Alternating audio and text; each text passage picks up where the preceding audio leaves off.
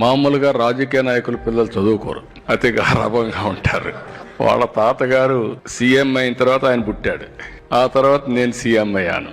కాబట్టి చాలా మంది ఏమనుకుంటారంటే మనం చదువుకోకపోయినా పర్వాలేదు జరిగిపోతుందని చదువు మానేస్తా ఉంటారు, అన్ని అలవాట్లు నేర్చుకుంటారు. కానీ ఈ క్రెడిట్ అంతా నేను తీసుకోవడంలో కానీ మా మిస్సెస్కి ఇస్తున్నా.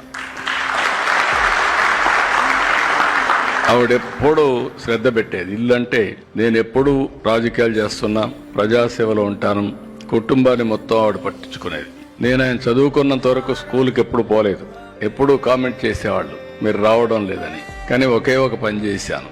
ఆయనకు హై స్కూల్ డేస్ లో కొంత ప్రాబ్లం ఉంది, ఇంకా బాగా చదువుకోవాలి, ఫండమెంటల్స్ లో కొంచెం వీక్ గా ఉన్నారంటే నారాయణ గారిని పిలిపించి, నారాయణ గారు మంచి టీచర్లు పంపేయండి, ఇతను మేము అక్కడికి బయట పంపించాలంటే ఆ ఫౌండేషన్ లేకపోతే మళ్ళీ తిరిగి వచ్చేస్తాడు, అది రాకుండా ఉండాలంటే మీరు కొద్దిగా ఫోకస్ చేయమని చెప్తే ఒక 1.5 year రైట్ టైం అక్కడి నుంచి ఎఫెక్టివ్ గా కోచింగ్ ఇప్పించా, సప్లిమెంటేషన్.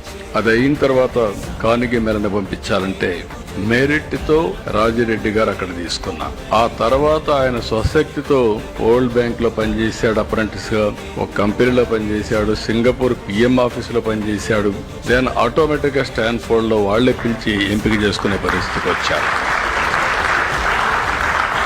ఎందుకు నేను ఇవన్నీ మీకు చెప్పానంటే, ఒకసారి మీరు స్టాండర్డ్ గా తయారు చేయగలిగితే ఇంకక్కడి నుంచి తిరిగి చూడవలసిన అవసరమే ఉండదు.